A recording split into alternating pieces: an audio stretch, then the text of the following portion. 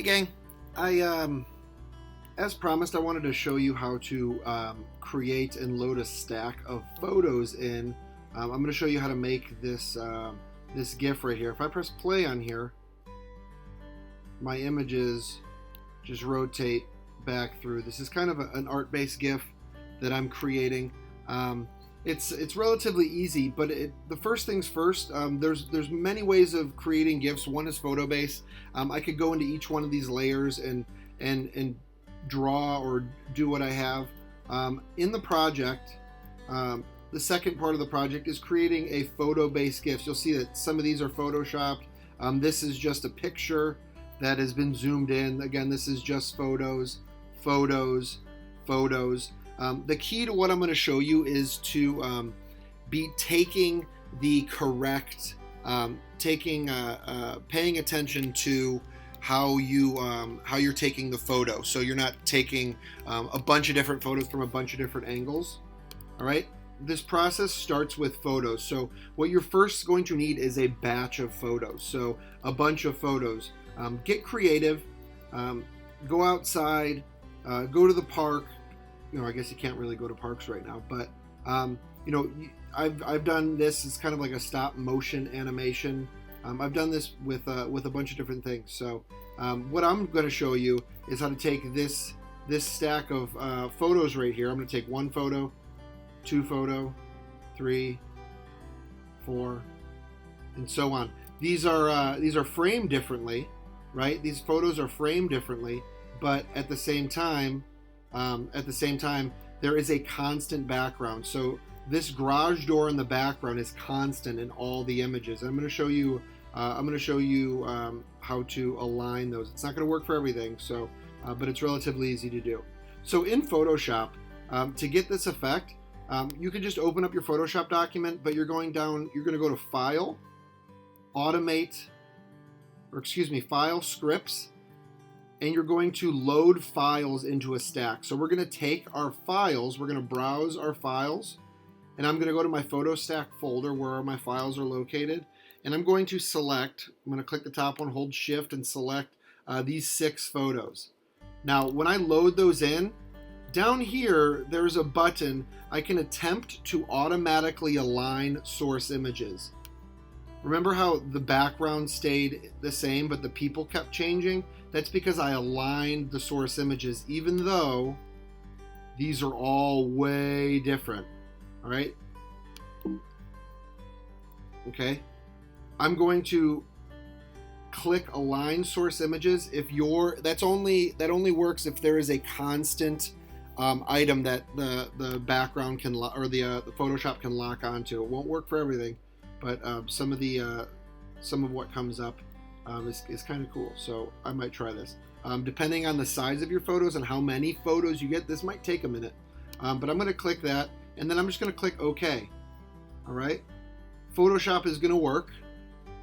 All right, see, you got the little spinning thing. It's working. It's loading all my files. It's building my files, and it's attempting to automatically align my files. It works because there's a constant garage door in the background.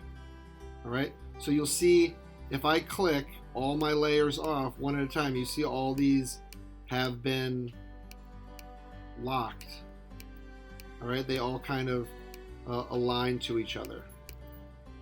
Right, so that lines to that, lines to that, lines to that, lines to that. All right, now what I'm going to do is turn all my layers on. So I was just showing you, but all my layers are going to be on. You might not know what this is. This is the timeline. All right. If my timeline was off, to get my timeline, all I have to go to Window, Timeline. All right. And now down here, you're going to see, you might say Create Timeline Animation. We're going to make sure this says Create Frame Animation. When that shows there, all we're going to do is click. We're going to click. So we're creating a timeline of frames. So we're going to make like a little animation. Once you click that, over here, this is the menu bar. Go ahead and click this menu bar here. And then we're going to make frames from layers. All right. Our layers over here are like our pages to our flipbook. But now we're going to add them into our animation. So if I click Make Frames from Layers, it's going to take those 6 layers and create frames, it says forever right here. So if I click play, they just rotate 0 seconds each forever. All right, but you'll notice how the background stays the same. It's pretty cool. All right, I'm going to make it just a little bit slower. I'm going to click this one, hold shift, click this one, and I am going to click one of these, and I'm going to give it like 0.1 seconds. So like very little delay, but that slows it down just a little bit. And you can imagine if I was outside taking these photos, and I had 20 or 30 photos, the more variety, the more characters that I take photos of, you know, ultimately the longer and more interesting my GIF would be. All right. Once I'm done here, it's not done yet because I've got all my background. You'll notice all my photos. I can go select my marquee tool here, and I'm going to select an interesting composition. I'm going to make sure it's balanced well. All right. It's even on both sides. That looks pretty good. And we'll go there. All right. That looks pretty good. And then I'm going to go to image crop. All right. What's nice about the new versions of Photoshop is it crops the image, but it still keeps the layers and it doesn't flatten the image. All right.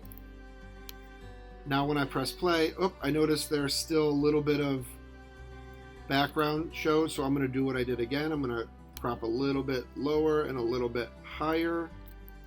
All right. Image crop. All right. When I press play, I don't want to see any of the background. It's okay if there's a little bit of changing. All right. I could use my brush or some text. I could edit each one of these layers or edit each one of these layers, each one of these frames if I want. All right. It's pretty cool. Okay.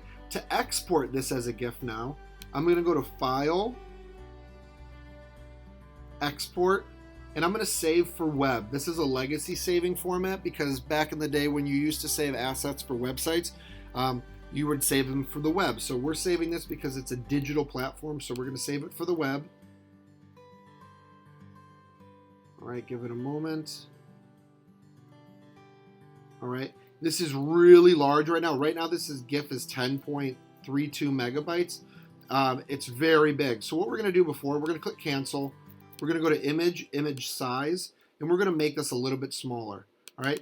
A good GIF is, a good GIF would probably be about 600 pixels wide. All right. So now it's 1.2 megabytes instead of 16. All right. So we're going to click OK. We can zoom back in. All right. Press play to make sure it still goes. Beautiful. File, export, save for web. All right. You'll notice that the file is way smaller now. So we're going to make sure this is GIF. Whoops, not JPEG. We're going to click GIF. All right, make sure 256 colors. The diffusion is on. All right, and then we want to make sure forever is linked. All right, don't click done. What you're going to want to do is click save. All right, you're going to name your GIF. So I'm going to name this, people on streets. .gif, and I'm going to save that to my photo stack folder. All right, I'm going to save that with my photos. Okay, once I save that, you'll notice if I try to open that file, all right, if I try to open this file, if I just double click it, it's going to open in preview and it's going to show me each layer. We don't want to do that. We need to open up our GIF in a program that plays GIFs. So I can just take this and drag it to my Safari, and it'll open it up in a new window, and I can see my finished GIF. I can take that GIF and upload it to giphy.com, or I can, save it, send it in friends in a text. All right. So with this project, you're going to be creating a brush GIF, kind of like a flipbook, as well as a photo GIF. I want you guys to get creative. Always email me with any questions or concerns. All right. Take care, guys.